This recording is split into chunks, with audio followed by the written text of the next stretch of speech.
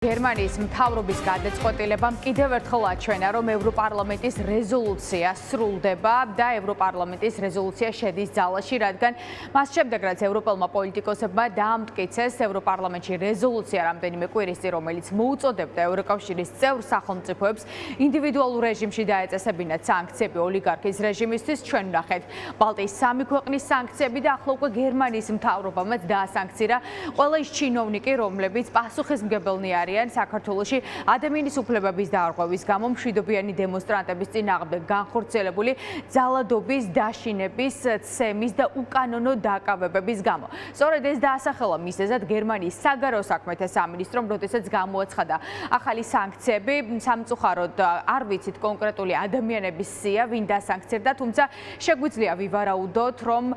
იქიდან გამომდინარე, რომ ეს ადამიანები სწორედ ადამიანის უფლებების დარღვევის გამო დასანქცირდნენ, შინაგან საქმეთა სამინისტროს მაღალჩინოსნები იქნებიან სანქციების სიაში, ვახტანგ გომელაურის შინაგან საქმეთა მინისტრი, მისი მოადგილეები და ჩინოვნიკები, რომლებიც უშუალოდ გასცემდნენ ბრძანებებს და დავალებებს, რათა განეხორციელებინათ ძალადობა, წამების ელემენტები და ცემა იმ ადამიანების წინააღმდეგ, რომლებიც თითქმის უკვე 4 თვეა ქუჩაში ევროპული მომავლის დასაცავად დგანან. გერმანიის ეს სანქციები არის პრაქტიკულად გადამწყვეტი, რადგან გერმანია არის ევროკავშირის ლიდერი სახელმწიფო, არა მხოლოდ ევროკავშირის, ასევე ნატოს და დიდი ალბათობით გერმანიის ეს გადაწყვეტილება უკვე ტონის მიმცემი იქნება წევრი სხვა სახელმწიფოებისთვისაც და ჩვენ ვნახავთ უფრო მეტ სანქციას ინდივიდუალურ რეჟიმში, რადგან ის, რომ დღეს ივანიშვილის რეჟიმი თავად ევროკავშირის 27 სახელმწიფოს მხრიდან არ არის სანქცირებული, ეს არის მხოლოდ ვიქტორ ორბანის პრორუსი ლიდერის და ფიცოს დამსახურება, ამიტომაც ევროკავშირის წევრი სახელმწიფოები ახლა ფიქრობენ, რომ ინდივიდუალურად უნდა იმოქმედონ იმ რეჟიმის წინააღმდეგ, რომელმაც გადაუხვია ევროკავშირის გზიდან და რომელიც შეგნებულად და მიზანმიმართულად ანგრევს ევროპულ მომავალს. ბუნებრივი ამ გადაწყვეტილებას მოყვა გამოხმაურებები, მათ შორის ევროპარლამენტშიც იმ ევროპარლამენტარების მხრიდან, რომლებიც არიან რეზოლუციის ავტორები და რომლებიც მიესალმებიან ევროკავშირის ამ გადაწყვეტილებას.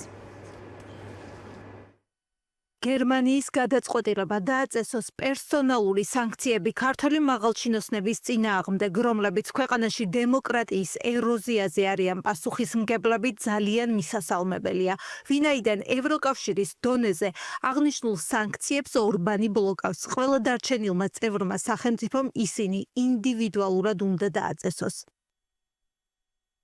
ივანიშვილის არალეგიტიმური რეჟიმის წინააღმდეგ გერმანიის სანქციებისთვის მადლობელი ვარ. მეტი სანქცია მოდის, ცინსვლის ერთადერთი გზა თავისუფალი და სამართლიანი არჩევნებია.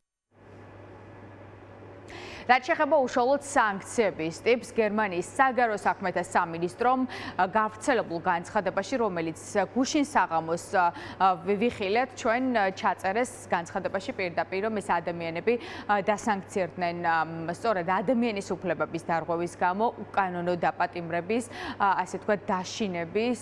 და მათ წინააღმდეგ განხორციელებული ძალადობის გამო და განცხადებაში ასევე პირდაპირ არის ნათქვამი, რომ ქართველი ხალხის დამსახურება ის, რომ დღეს ევროკავშირი ასე ვთქვათ იღებს კონკრეტულ ზომებს ამ ადამიანების წინააღმდეგ და ეს კიდევ ერთხელ აჩვენებს იმას, რომ უწყვეტმა პროტესტმა ნამდვილად გამოიღო შედეგი და თავიდან ბოლომდე ეს არის იმ ადამიანების დამსახურება, რომლებიც ყოველდღიურად უწყვეტად დგანენ რუსთაველის გამზირზე, იცავენ ევროპულ მომავალს და აპროტესტებენ ქართული ოცნების ხელისუფლების მხრიდან არჩევნების გაყალბებას, რომელმაც ამ დრომდე დასავლელი პარტნიორების მხრიდან, ვერც შეერთებული შტატების მხრიდან, ვერც ბრიტანეთიდან და ვერც ევროკავშირიდან აღიარება ამ დრომდე ვერ მოიპოვა. რაც შეეხება უშუალოდ სანქციებს, სანქციების მიხედვით ამ ადამიანებს, ვინც სანქციების სიაში მოხვდა, აეკრძალებათ გერმანიის ტერიტორიაზე შესვლა, ამ შემთხვევაში საუბარია სავიზო სანქციებზე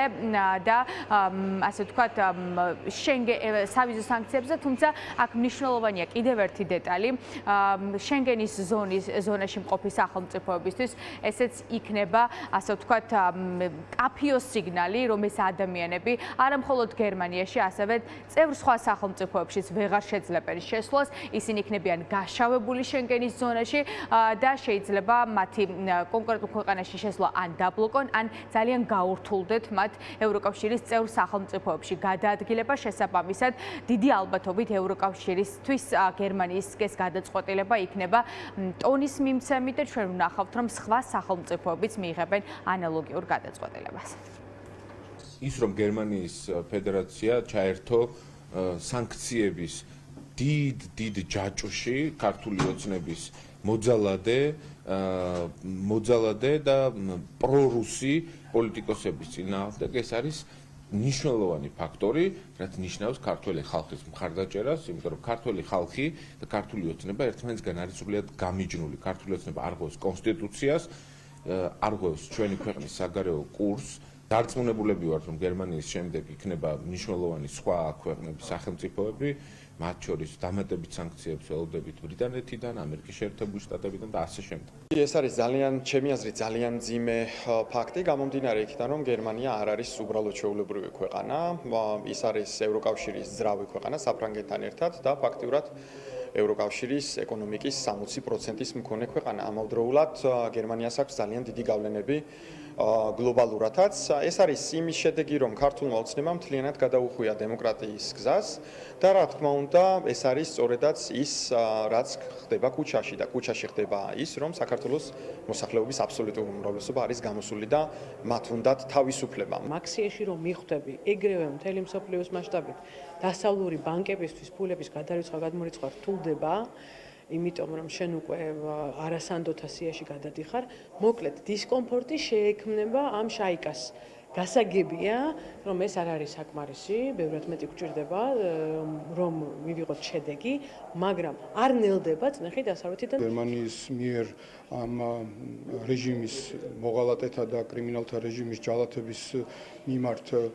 და ამ დამქაშების მიმართ სანქციების დაწესებას ძალიან დიდი მნიშვნელობა აქვს და ბუნებრივია ეს არის ჩვენი მრავალფეროვანი, მრავალპოლიტიკურად სხვადასხვანაირი მებრძოლი საზოგადოების ქართველი ხალხის, ვინც აპროტესტებს ამ რეჟიმის ძალადობას და უკანონობას, არჩევნების გაყალბებას, დამსახურება. ახლა გერმანიაში ძალაუფლების გადაბარების პროცესი მიმდინარეობს, ოლაფ შოლცის კაბინეტი იშლება და არჩევნების გზით გერმანიას ეყოლება ახალი კანცლერი, ეს არის ფრიდრიხ მერცი, რომელსაც უფრო გაცილებით ხისტი პოზიცია აქვს უკრაინის ომთან დაკავშირებით, რუსეთის აგრესიაზე და მერცმაც საარჩევნო კამპანიის დროს თქვა, რომ ის იბრძოლებს ანტიდემოკრატიული ძალების წინააღმდეგ, შესაბამისად არსებობს მოლოდინი იმისა, რომ მას შემდეგ რაც ფრიდრიხ მერცი ოფიციალურად დაიკავებს გერმანიის კანცლერის პოზიციას და მთავრობასაც ჩამოაყალიბებს, უფრო მეტი